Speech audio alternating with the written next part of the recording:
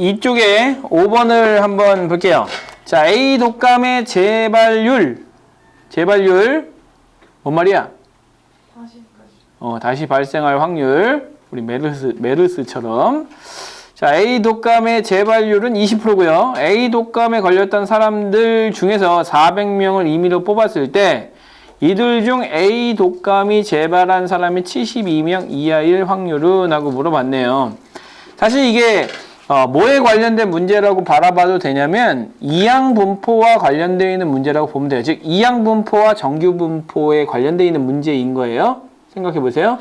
자, 그래서 풀이를 한번 해보면, 자, 이렇게 생각하면 돼요. 어차피 지금 확률은 5분의 1인 상황이고요. 자, 걸렸던 사람 중에서 400명을 임의로 뽑았을 때라고 했기 때문에 우리는 400명을 뽑는 거잖아요. 이렇게. 그 다음에 확률이 5분의 1인 게, 재발한 사람이 걸릴 확률이 5분의 1인 거고 나머지가 5분의 4니까 이렇게 이제 쓰시면 돼요.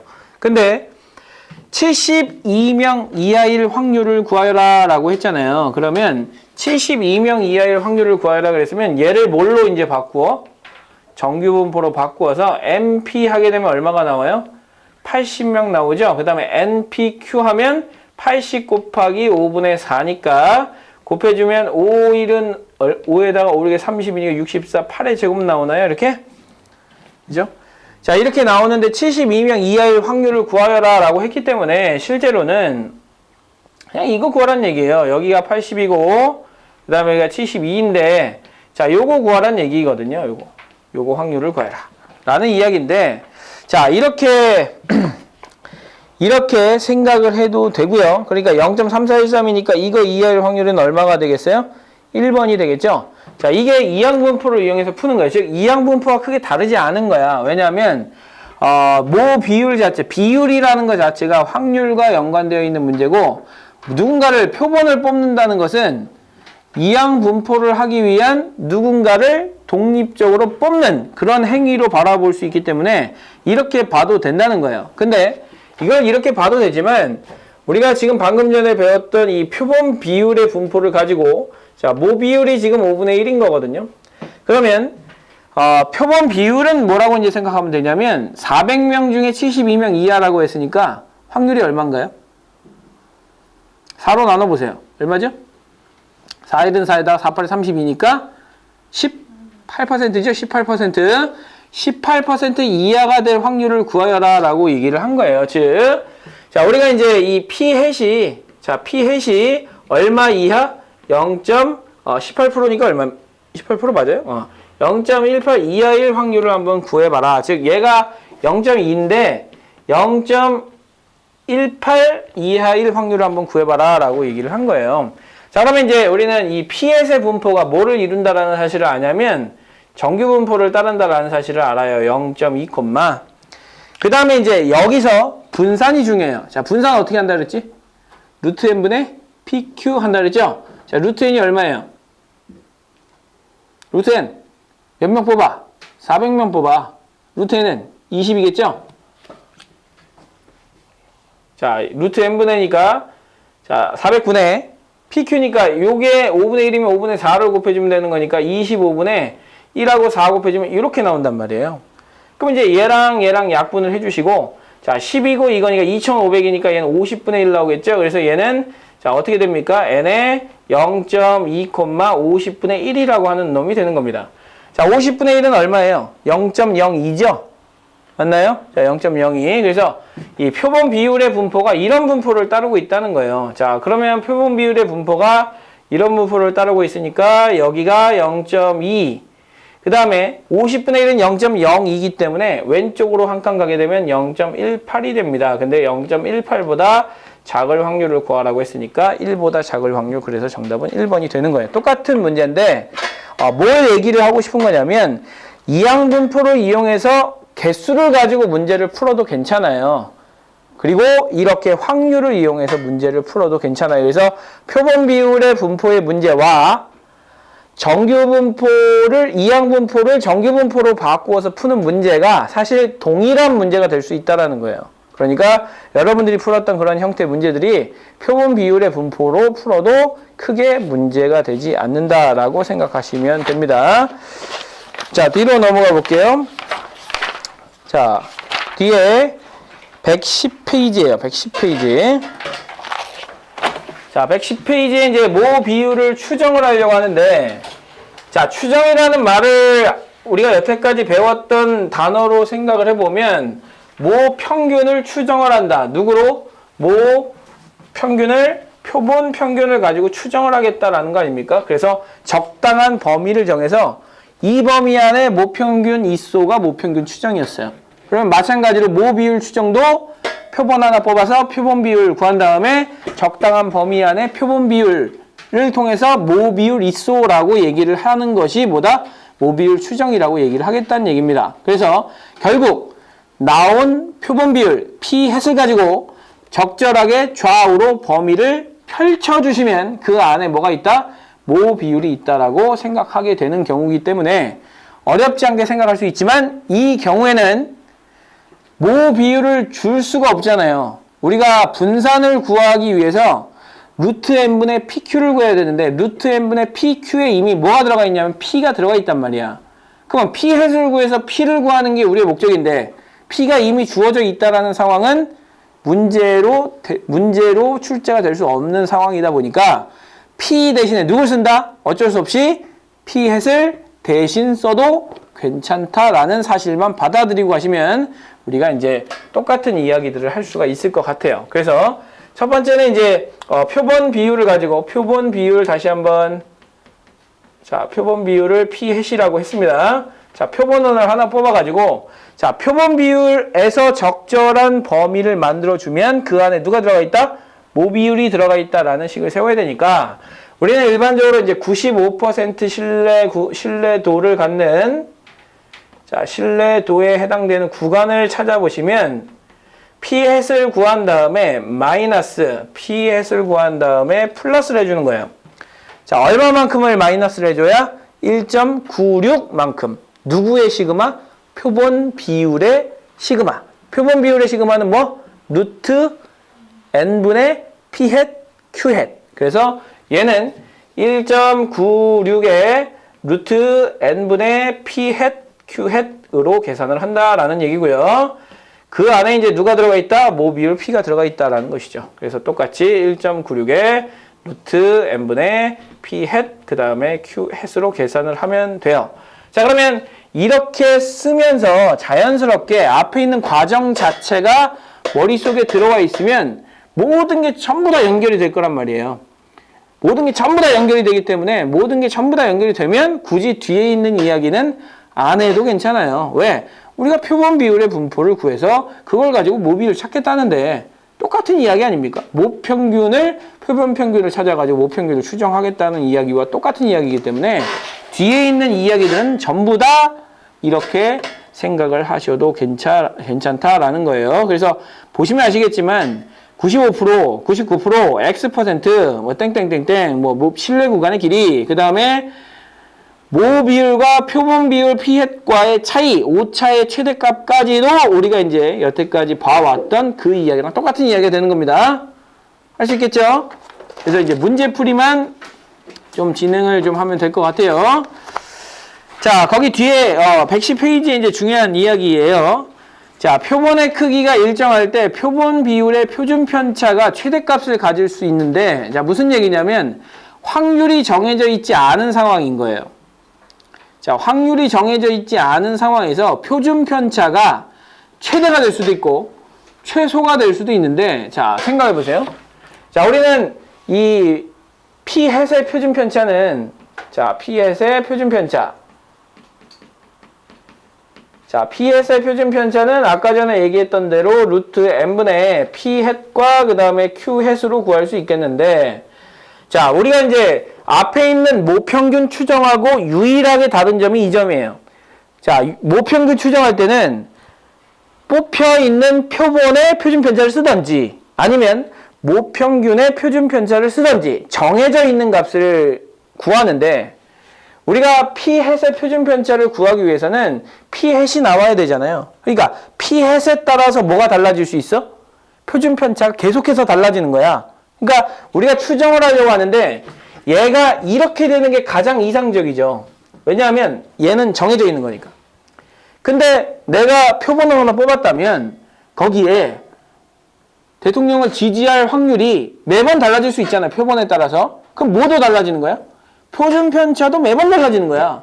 그럼 이 표준 편차가 매번 달라지기 때문에 모평균 추정에서 했던 것과 같이 95%의 신뢰 구간이 항상 일정한 것이 아니라 P햇에 따라서 달라질 수 있다는 얘기죠. 무슨 얘기냐면 우리가 신뢰 구간의 길이를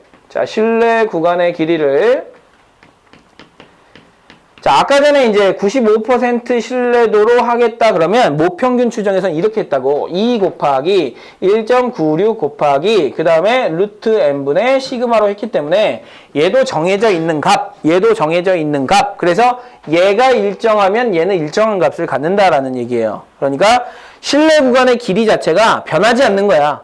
누구만 일정하면, n만 일정하면. 그죠? 표준 편차는 이미 정해져 있는 것이고, 그렇죠? 자, 그렇기 때문에 얘도 마찬가지로 왔다리 갔다리 할 수 있어요. 근데 모평균 추정은 모집단에서의 표준 편차를 쓰는 것을 사실 원칙으로 하기 때문에 표본 표준 편차를 구했다 하더라도 그냥 걔를 모 표준 편차라고 생각하고 하는 거 아닙니까? 그래서 얘는 거의 일정하게 정해진다 이거예요. 그럼 뭐에 의해서만 바뀌냐면 얘에 의해서만 얘가 커졌다 작았다 바뀌는 거야. 그래서 얘가 커지면 신뢰 구간의 길이가 작아진다는 것이지. 믿을만한데 95% 정도 믿을만한데 신뢰 구간이 더 작아진다는 얘기는 좀 더 정교한 자료라는 얘기고, 정교한 자료를 얻으려면 당연히 우리가 많이 뽑아야 되는 것이고, 많이 뽑으면 좁은 구간 안에 좋은 신뢰도를 갖는 좋은 자료가 나오는 것이고, 적게 뽑으면 이 넓은 구간 안에 신뢰도도 별로 좋지 않은 그런 자료가 나오는 거예요. 그러니까 그렇게 이제 만들어질 수밖에 없는데, 모 비율 추정에서는 2 곱하기 1.96에 자 루트 n분의 p 햇 q 햇이 나오기 때문에 자 q 햇이라고 하는 것 자체가 1-p 햇 아닙니까? 자 1-p 햇이기 때문에 생각해 보세요. p 햇이고 1-p 햇이야. 그러면 얘를 2차 함수로 한번 봐보세요. p 햇이라고 하는 건 어차피 0에서부터 1까지야. 확률이기 때문에. 그러면 p 햇하고 1-p 햇은 x의 1-x 곱한 이런 2차 함수로 바라봐도 되겠죠? 그래서 2차 함수로 바라봐도 되기 때문에 0하고 1을 지나가는 이러한 2차 함수예요. 그러면 이 표준 편차가 최대가 될 수 있단 말이야. 얘가 일정하면. 언제 최대가 되는 거야? 가운데 있을 때. 가운데 있을 때 표준 편차가 어떻게 돼요? 최대가 되겠죠? 그죠? 자, 가운데 있을 때 최대가 되기 때문에 자, 여기가 2분의 1일 때 최대가 되기 때문에 자, n이 일정할 때 얘가 최대가 되게 되면 신뢰 구간의 길이가 더 길어지는 거야. 자, 신뢰 구간의 길이가 같은 신뢰도, 그 다음에 같은 크기에서 신뢰 구간이 길어지면 좋은 거냐, 나쁜 거냐? 우리가 일반적으로 자료를 조사한다고 할 때 우리가 예측을 해야 되는데 이 구간이 커지면 좋은 거야, 나쁜 거야? 나쁜 거잖아. 왜? 부정확해지는 거니까. 그러니까 확률이 2분의 1에 가까워질수록 쟤는 부정확하게 나올 수 있다는 걸 뜻하는 거고, 확률이 0.1, 뭐 0.05, 뭐 이런 식으로 나오게 되면 걔는 상당히 좀 정확한 값으로 수렴할 수 있다는 것을 뜻하는 거예요. 즉, 표본 비율이 2분의 1에 가까워져 반반 정도가 되면 상당히 오차가 많이 날 수 있다는 얘기예요. 그죠? 자, 그렇게 이제 생각을 해주시고, 자, 요거 가지고, 요것만이 뭐랑 다른 점이냐면, 모평균 추정하고 다른 점이에요. 다른 건 다 똑같아요. 요것만 다르니까 요것만 주의해서 여러분들이 해결하시면 될 것 같고요. 자, 그러면 이제 최대 길이가 될 수 있는 자, 이 신뢰 구간의 길이가 될 수 있는 것은 아까 얼마가 되면 된다고? 2분의 1이 되면 된다고. 자, 얘가 2분의 1이 되면 2분의 1이면 2분의 1이지. 4분의 1일 거 아니야. 그럼 얘를 앞으로 쭉 뽑아내면 얘랑 없어지겠죠. 그러니까 뭐가 돼요? 루트 n분의 1.96이라고 하는 값이 뭐가 된다? 신뢰 구간의 최대 길이가 될 수 있다라는 것을 우리가 이제 얘기한다라는 것이에요. 그래서 거기 나와 있는 그 내용이 자, 그 얘기를 하고 싶은 거예요. 그 얘기를 하고 싶은 건데, 자, 표본 비율에 따라서 표준 편차가 정해지니까 다시 한번 표본 비율이 얼마가 나오느냐에 따라서 표본 편차가 정해지기 때문에 절대적으로 굉장히 많이 영향을 미친다라고 생각하시면 됩니다. 알겠죠? 자, 그렇게 해서 이제 뒤에 몇 문제를 풀어보죠. 이 문제가 몇 개 없어요.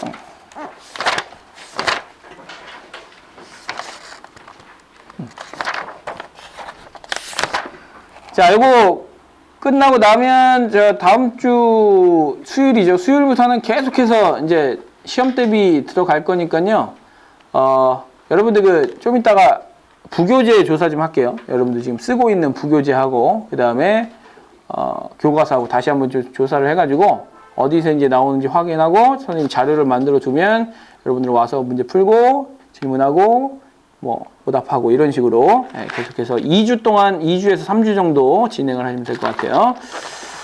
자, 기백도 마찬가지 다음 주 수요일 정도면 끝이 날 것 같아요. 수요일까지는 수업을 할 건데 수요일 날 클리닉은 이제 대비한다고 생각하시고 사실은 고3 마지막 시험이라고 생각할 수 있는 부분이고요. 혹시라도 재수를 할 생각이면 2학기 성적도 들어가는 거 생각하셔야 돼요. 알고 있죠? 재수하면 2학기 성적도 들어가고요. 재수를 안 하면 2학기 성적이 안 들어가는 거야. 참고하시고. 아유, 누구 보면서 얘기해? 누구 보면서 얘기해, 이렇게? 한 사람씩 이렇게 볼 수밖에 없지. 그러니까 재수를 하라는 얘기가 아니고 끝까지 놓지 말라는 얘기예요. 끝까지 뭔가를 놓으면 나중에 분명히 손해되는 상황이 있어요. 그래서 항상 어떤 상황에 대비해서도 여러분들이 지금 하고 있는 거에 대해서 최선을 다하는 거는 여러분들의 기본적인 덕목이에요. 덕목. 여러분들이 해야 되는 어떤 의무와 같은 거니까 그렇게 생각하시고 재수를 하라고 지금 얘기하는 게 아니고 재수를 하지 말라는 의도에서 얘기를 하는 거니까 재수를 안 할 거면 2학기 성적도 신경을 써야 된다는 거야. 어우, 얼마나 끔찍합니까? 그죠? 자, 그래서 이 마지막 시험은 최대한 기출문제를 많이 활용을 하는 문제로 많이 출제를 할 수밖에 없고 뭐 수능 특강과 연관이 된다고 했으니까 연계 문제를 출제할 수밖에 없어요. 그래서 수능 특강 자료들을 하고 기출문제 자료들을 가지고 하시면 되는데 그거 가지고 잘 준비하면 될 것 같으니까 열심히 한번 해 볼 거고요. 자, 뒤로 넘어가서 일단 비율에 대한 이야기를 다시 한번 좀 해보도록 할게요. 어디 갔냐 이거? 모비율 추정. 그렇죠. 여기 있죠. 양이 워낙 적어가지고. 자, 모비율 추정은 수능에서 거의 출제된 바가 거의 없어요. 그러니까 몇 개 없어요. 실제로 그 기출문제를 담아놨는데 거기부터 한번 확인해 보고 갈까요? 저기 146페이지. 자, 146페이지가 통계적 추정에 해당되는 내용인데요. 자, 통계적 추정이라고 해서 사실 모평균 추정과 모비율 추정을 한꺼번에 담아놓은 내용인데 필수예제 1번을 한번 보세요. 필수예제 1번 보면 얘는 뭐예요? 표본 평균에 대한 이야기죠. X바에 대한 이야기니까. 마찬가지로 2번도 X바에 대한 이야기고요. 3번도 X바에 대한 이야기고요. 4번은 임의로 택한 한 세트의 무게. 근데 몇 개씩 한다 그랬냐면 생수 4개. 그러니까 얘도 표본 평균에 대한 이야기고 그 다음에 5번도 모평균에 대한 이야기고 6번도 모평균에 대한 이야기고요. 마지막으로 이제 7번이 모비율에 대한 문제예요. 그래서 모평균의 문제, 표본 평균에 대한 문제가 굉장히 많이 출제가 되고 있는 것을 확인할 수 있을 거예요. 그래서 뒤에도 이제 보시면 아시겠지만 수능 문제는 급격히 없어요. 그러니까 나온 게 교육청에서밖에 나오지 않았거든요. 그러니까 2005년도 수능에만 모비율 문제가 한번 나왔고 그 뒤에는 거의 나오지 않았기 때문에 수능의 사실 포커스는 모비율 추정보다는 모평균 추정인 이다라고 얘기를 해도 과언이 아니에요. 그래서 모평균 추정만 정확하게 이해를 하고 있다면 모비율 추정은 뭐만 바꿔주면 된다. 여기는 시그마만 바꿔주면 아주 쉽게 계산할 수 있다라는 걸 뜻하는 거예요. 그러니까 부담을 갖지 말라는 얘기죠. 모평균 추정만 제대로 해도 크게 문제되지 않는 상황일 거다. 이렇게 생각하시면 돼요. 자, 앞으로 다시 111페이지로 넘어가셔가지고요. 자, 2번을 보세요. 2번. 자, 어느 고등학교 학생 중에서 N명을 조사를 했더니, 임의 추출을 했더니 인터넷 사용 시간이 90분 이상이다 라고 돼 있어요. 자, 일반적으로 모비율 추정은 기다 아니다의 문제야. 뭐뭐이다, 뭐뭐가 아니다, 뭐뭐일 확률, 뭐뭐가 아닐 확률로 나눠져 있기 때문에 자, 모평균 추정은 값을 구했을 때 표본 평균이라는 값이 있죠? 근데 얘는 표본 평균이 아니에요. 그냥 몇 %다. 누구는 좋아하고 싫어한다. 좋고 싫고. 이런 형태의 문제가 모비율 문제라고 생각을 하시면 돼요. 그러니까 평균 90분 이상이다. 확률이 얼마다? 80%가 나왔다라는 거예요. 그래서 5분의 4가 나왔다라는 거고. p-햇이. 자, 그 다음에 n명을 이미 추출했잖아요. 자, 여기서 90분 이상인 학생의 비율에 대한 신뢰도 95%의 신뢰 구간을 한번 구해봐라 라고 얘기를 했는데 그 신뢰 구간이 0.7216, 그 다음에 8784예요. 자, 그러면 자 95% 신뢰 구간이라고 했으니까 간단해요. 5분의 4니까 0.8이라고 합시다. 0.8에서 빼야 되고 0.8에서 더해줘야 됩니다. 자, 뭘 더해줘야 돼요? 1.96에 자, 여기서는 써야 될 게 루트 n분의 뭐 p 햇 q 햇을 갖다 쓰시라고요. 요것만 차이가 있는 거예요. 마찬가지로 여기도 마찬가지죠. 플러스 1.96에 루트 n분의 p 햇 q 햇만 갖다 써주시면 된다는 얘기죠. 근데 p 햇이 얼마니까? 0.8이고 q 햇은 얼마예요? 0.2죠. 0.8과 0.2 곱하면 0.16. 0.16은 뭐의 제곱이야? 0.04의 제곱이에요? 0.4의 제곱이죠. 그래서 결과적으로 계산을 해보면 0.8에 마이너스 1.96에 곱하기 0.4고 그 다음에 얘는 루트 n이 남아있는 상황이고 자, 이 값이 얼마가 돼야 된다는 얘기입니까? 80에서부터 시작해서 0.784가 빠진 값이니까 요 값이 얼마다? 0.784다. 이렇게 이제 계산해주면 n의 값을 아주 쉽게 구할 수 있다는 얘기예요. 자, 구조는 어때요? 완벽하게 똑같아요. 그냥 자연스럽게 뭐만 구하면 된다? 루트 n분의 p 햇 q 햇만 구하시면 되는 거예요. 그러니까 원래 표준 편차가 주어진 게 아니기 때문에 표준 편차를 구하기 위해서는 루트 n분의 p 햇 q 햇만 하면 되겠다라고 생각하시면 됩니다. 자, 3번 해볼게요.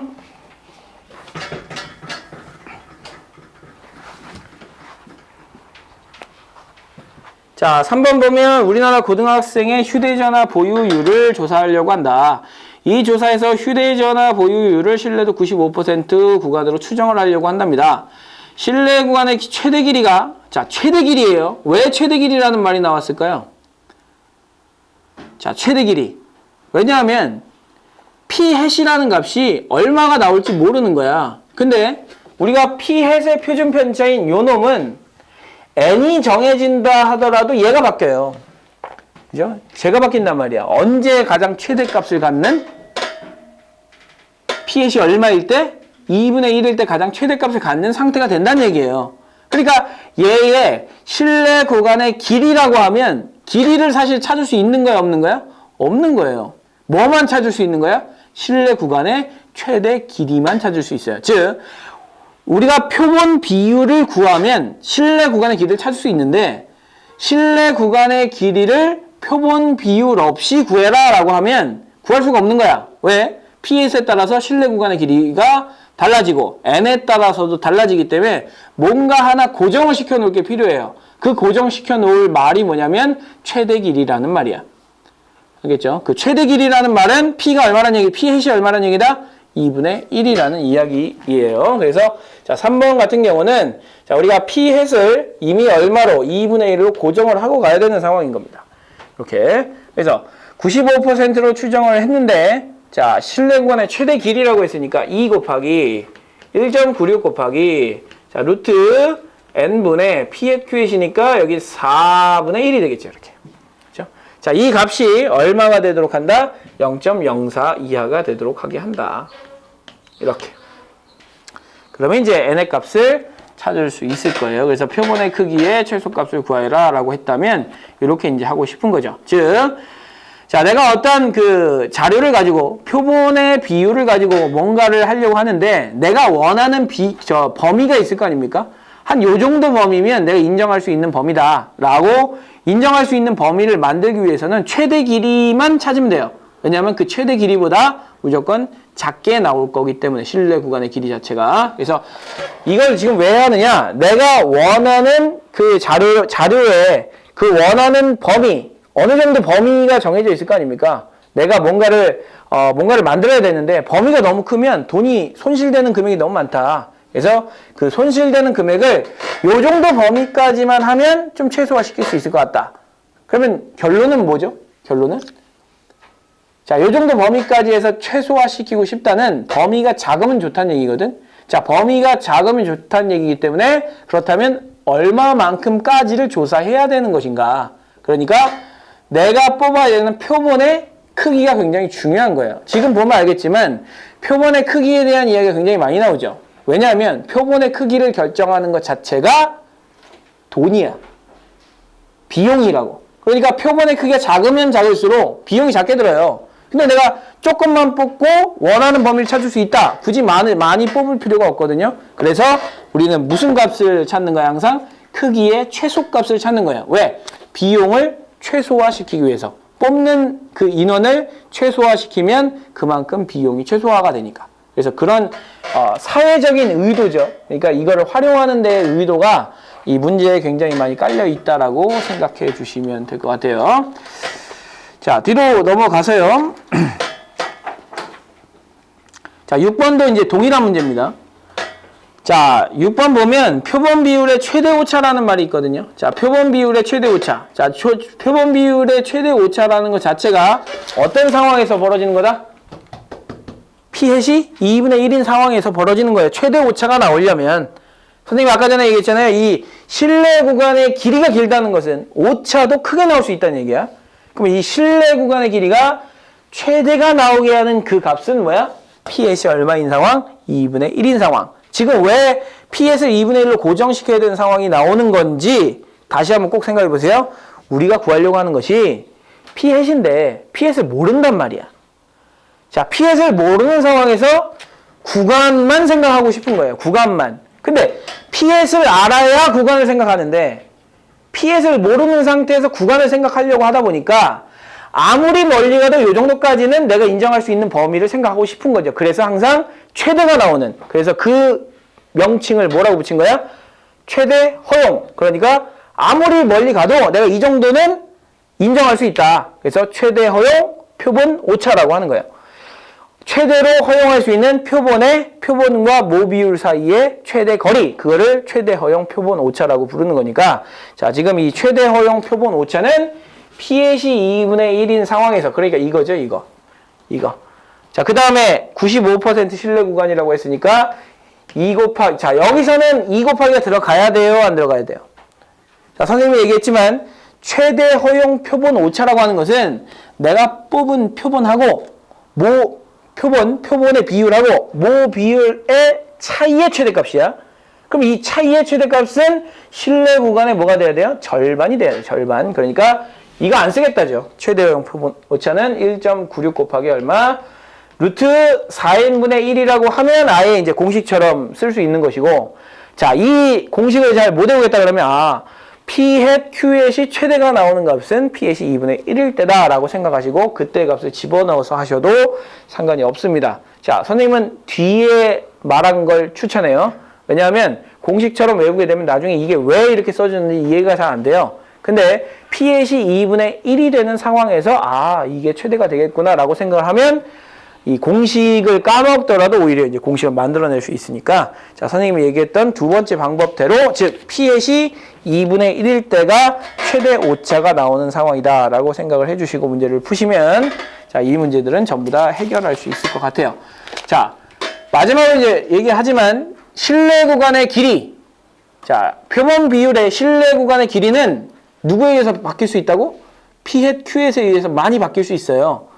n에 대해서도 바뀔 수 있고, n이 커지면 당연히 작아지는 거야. 근데 n에 의해서도 바뀌고 P햇, Q에 의해서도 바뀌니까 뭔가 하나 고정시켜 놓고 싶은 거지. 그래서 아무리 오차가 크게 나더라도 이만큼까지 난다. 그래서 그거를 최대 오차가 나는 범위라고 생각을 하고, 자, 최대 거리, 실내 구간의 최대 길이라고 생각하는 것은 2 곱하기 1.96 곱하기 루트 4n분의 1이라고 하는 값을 곱하면 그게 실내 구간의 최대 길이가 되는 것이고, 그 다음에 이 표본 비율의 최대 허용 표본 오차는 그거의 절반이다라는 것까지만 생각하고 하시면 우리가 이제 생각하는 통계는 마무리가 됩니다. 자, 이렇게 해서 자, 뒤에 있는 115, 116페이지까지 전부 다 풀 수 있을 것 같아요. 자, 앞에 좀 안 푼 부분이 있잖아요. 뭐 필수 예제라든지 이런 안 푼 부분은 따로 숙제를 내주진 않을 건데 생각이 있으면 뭐 요새는 이제 뭐 야자 시간이나 뭐 이런 시간 고3이 되면서 이제 점점 자습 시간이 점점 많아질 거거든요. 자습 시간이. 그래서 자습 시간을 최대한 활용해서 남은 것들을 채워나가는 거 굉장히 중요할 것 같아요. 그죠? 네, 그래서 숙제로 따로 내주진 않겠어요. 지금 배운 건 숙제죠, 당연히. 네, 오늘 배운 건 숙제인데, 자, 앞에서 안 했던 것들 있죠? 자, 앞에서 안 했던 것들은 따로 숙제를 내주진 않겠다는 얘기입니다. 물론 얼마 되진 않겠지만. 그래서, 자, 일단은 몇 페이지까지? 116페이지까지, 자, 표본 비율의 분포.